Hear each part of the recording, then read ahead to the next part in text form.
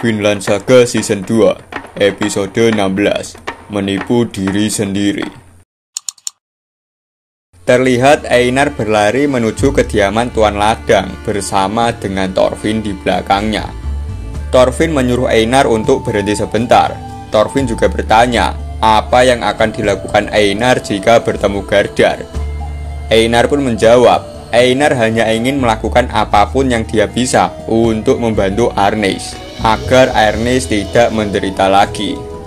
Terlihat Badger menginformasikan kepada Snake kalau Einar dan Thorfinn sedang berlari menemui Arnis. Snake yang mendengar hal tersebut menyuruh Badger untuk membiarkannya saja. Panel berganti ke Einar, Thorfinn, dan Arnis. Arnis menyadari bahwa Einar dan Thorfinn datang menemuinya dikarenakan Gardar kabur kemarin malam. Arnis juga mengatakan kalau dirinya lah yang telah membebaskan Gardar. Arnis juga menjelaskan kalau Gardar membunuh semua penjaga di sana dan kondisi Gardar saat ini sedang terluka parah. Thorfinn yang merasa diawasi menyuruh Einar untuk berjongkok dan berpura-pura membantu Arnis sembari berbisik. Einar pun menyuruh Arnis untuk tenang dan Einar juga menanyakan tentang situasi Arnis saat ini. Arnis pun menjelaskan kalau kemarin malam saat hujan, dirinya dan Gardar berhasil sampai di rumah Tuan Ladang. Dan seperti yang disampaikan Arnis, Gardar perlu perawatan darurat. Tetapi saat Arnis mencoba merawat Gardar, Gardar kehilangan kesadarannya. Dikarenakan Gardar terlalu berat untuk digendong Arnis, akhirnya Arnis menyembunyikan Gardar di dalam rumah Tuan Ladang. Itu pun juga atas perintah Tuan Ladang sendiri. Dan sesaat setelah menyembunyikan Gardar, Snake dan yang lainnya tiba. Arnis juga menjelaskan kepada Einar dan Thorfinn kalau Snake sepertinya berpikir Gardar berhasil kabur dengan sendirinya dan sedang bersembunyi di suatu tempat. Jadi sekarang Snake berada di dalam menunggu Gardar untuk datang kepadanya. Einar pun bertanya kepada Arnis, kenapa Arnis melakukan hal yang sembrono? Bukankah kemarin Arnis bilang kalau dirinya sudah melupakan Gardar demi anaknya? Arnis mengatakan bahwa dirinya juga kurang paham dengan dirinya sendiri. Arnis masih berangan-angan, jauh di dalam lubuk hatinya ada sebuah harapan kecil kalau Gardar, dirinya dan anak yang berada di dalam kandungannya bisa memulai hidup baru walau itu mustahil. Arnis pun menangis. Dan menurut Arnis, ia telah menipu dirinya sendiri dengan khayalan bodohnya. Dan ia hanya memikirkan dirinya sendiri selama ini. Sedangkan menurut Arnis, Gardar selalu memikirkan tentang dirinya. Dan yang bisa dilakukan Arnis untuk membalasnya hanyalah dengan mengatakan maaf. Setelah mendengar cerita Arnis, Thorfinn menanyakan kondisi Gardar yang telah terluka. Arnis menjelaskan bahwa tangan kanannya terluka dan pendarahannya belum berhenti, bahkan setelah dirinya menyembunyikannya. Einar yang telah mengetahui kondisi Gardar mengatakan, apakah Arnis siap apapun yang terjadi hidup bersama Gardar lagi? Jika Arnis tidak mampu meninggalkan suaminya, tak ada pilihan lain selain mencoba kabur.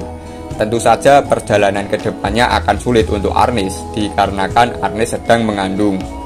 Panel pun berganti di dalam rumah Tuan Ladang.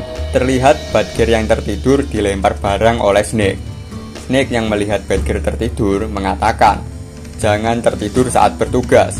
Lain kali membiarkan Arnis hilang dari pandangannya, Snake akan mematahkan hidungnya. Arnis terlihat membuka pintu dan mengatakan kalau sudah waktunya bagi Arnis untuk menyiapkan makan siang. Snake yang mendengar hal tersebut menyuruh Arnis untuk membawa peralatan dapur dan memasaknya di luar. Snake juga mengingatkan Arnis bahwa dirinya adalah umpan, jadi harus tetap berada di luar di mana Gardar bisa melihatnya dengan mudah. Arnis pun menuruti perintah Snake dan memasak di luar. Tuan Ladang yang melihat hal tersebut mengatakan, orang sering bilang kalau orang rendahan akan selalu menjadi budak. Itu adalah takdir dan tempat mereka. Tapi Tuan Ladang tidak setuju dengan statement tersebut. Menurutnya, budak hanyalah mereka yang kurang beruntung. Jika keberuntungan tidak tersenyum pada dirinya, bahkan Snake sekalipun bisa menjadi budak. Tapi Snake tidak peduli dengan hal itu. Yang Snake pedulikan saat ini adalah Gardar telah membunuh 5 bawahannya. Dan Snake tidak akan beristirahat sebelum membunuh Gardar. Bahkan menurut Snake, jika dirinya tidak bisa mengurus satu budak yang kabur, Hari-harinya sebagai penjaga bayaran telah berakhir. Tuan ladang yang mendengar hal tersebut menyuruh Snake untuk meninggalkan pedangnya. Tuan ladang juga mengatakan kalau akan lebih baik jika Snake bisa mencari sesuatu yang terhormat sekali-kali.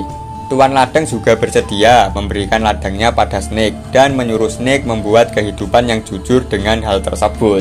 Snake yang mendengar ocehan tuan ladang menyuruhnya untuk diam dan beristirahat. Snake juga mengatakan kalau tuan ladang sudah gila menyuruh Snake untuk bekerja sebagai petani. Tiba-tiba saja salah satu anak buah Snake memanggil Snake. Anak buah tersebut mengatakan di pohon paling jauh ketiga dari tempatnya, dia rasa itu adalah Gardar. Snake yang melihat hal tersebut pun sangat antusias. Panel pun berganti. Terlihat Thorfinn yang bersembunyi di semak-semak. Thorfinn yang melihat pergerakan Snake dan anak buahnya langsung bergegas pergi. Ternyata orang yang berjubah di dekat pohon bukanlah Gardar, tapi Einar yang sedang menyamar menjadi Gardar. Terlihat Einar berlari menghindari kejaran Snake dan anak buahnya. Snake yang melihat Gardar KW berlari menyuruh anak buahnya berpencar dan mengepungnya dari berbagai arah. Anak buah Snake mengatakan kalau Gardar KW berlari ke dalam hutan. Anak buah tersebut juga menjelaskan bahwa Gardar KW tahu kalau kuda tidak bisa mengejar di dalam hutan. Snake pun menyadari kalau lari Gardar KW sangat cepat, bahkan hampir terlalu cepat untuk orang yang cedera parah. Snake yang menyadari sebuah kejanggalan tersebut menyuruh anak buahnya untuk tetap mengejarnya dan jangan gegabah untuk melawannya. Setelah mengatakan kepada anak buahnya untuk berhati-hati, Snake langsung putar balik meninggalkan anak buahnya. Panel kembali lagi ke rumah tuan ladang. Terlihat Arnis dan Thorfinn telah memasuki rumah tuan ladang. Thorfinn yang sedang memindahkan tuan ladang dari kasurnya mengatakan kalau dirinya takut harus membawa kuda dan keretanya. Tapi Thorfinn berjanji akan membalas jasanya suatu hari nanti. Tuan ladang yang mendengar hal tersebut mengatakan kepada Thorfinn kalau dirinya tidak perlu khawatir. Tuan ladang juga menyuruh Thorfinn untuk membawanya ke dalam kereta sehingga tidak ada yang mencurigainya. Thorfinn yang mendengar hal tersebut tidak ingin melibatkan masalah ini dengan tuan ladang.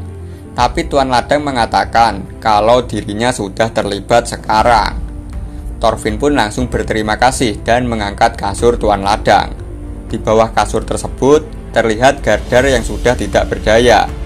Thorfinn yang melihat hal tersebut langsung memastikan keadaan Gardar dan mengatakan bahwa Gardar masih hidup. Mengetahui Gardar masih hidup, Thorfinn langsung membopong Gardar dan segera membawanya ke kereta kuda. Di sini Thorfinn berencana untuk kabur ke perbatasan selatan. Jika Thorfinn dan Arnis bisa membawa Gardar melewati perbatasan kerajaan, menurut Thorfinn akan sulit bagi para penjaga untuk mengejarnya. Thorfinn juga mengatakan kalau tuan ladang bisa menemani Thorfinn dan Arnis sampai keluar dari perkebunan. Setelah itu, Thorfinn akan mengalihkan perhatian dengan berpencar pada saat itu juga. Tapi sebelum menjalankan rencananya, Thorfinn dikagetkan dengan kemunculan Snake di hadapannya. Thorfinn pun mengatakan bahwa dirinya tidak bisa mendengar kudanya dikarenakan Snake turun dari kudanya dan berlari ke sini. Snake yang melihat Gardar menyadari bahwa selama ini Gardar berada di bawah ranjang. Snake yang melihat Gardar tidak sadarkan diri mengatakan pantas saja dirinya tidak bisa merasakan hawa keberadaan Gardar di dalam rumah tuan ladang. Arnis yang melihat Snake berada di hadapannya pun merasa khawatir. Terlihat Snake telah mengeluarkan pedangnya. Snake juga memperingatkan Thorfinn kalau ini bukanlah masalah yang bisa dirundingkan. Snake pun menyuruh Thorfinn untuk menyerahkan Gardar dengan segera. Jika tidak, Snake akan menebas Thorfinn.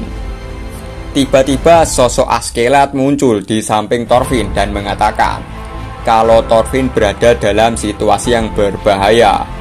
Askeladd juga mengatakan kalau pertarungan ini bukan untuk dendam pribadi atau keserakahan, melainkan untuk membantu orang yang membutuhkan. Jika Thorfinn memutuskan untuk bertarung, itu bukan masalah. Askeladd pun memberikan sebuah pilihan. tetap pada sumpah barunya yang berprinsip tanpa kekerasan atau melanggarnya untuk kebaikan orang yang membutuhkan. Terlihat Snake mulai mendekati kereta kuda, dan Thorfinn juga sudah memutuskan untuk membantu orang yang membutuhkan. Thorfinn langsung melancarkan pukulan pertamanya, tapi Snake berhasil menangkisnya dan membalas dengan tebasan pedang langsung ke arah Thorfinn. Namun Thorfinn bisa membaca serangan tersebut. Dengan sigap, Thorfinn langsung melompat ke belakang sembari menangkis tebasan pedang. Snake dan Thorfinn saling menjaga jarak. Terlihat Thorfinn sudah memasang kuda-kuda untuk melancarkan serangan selanjutnya.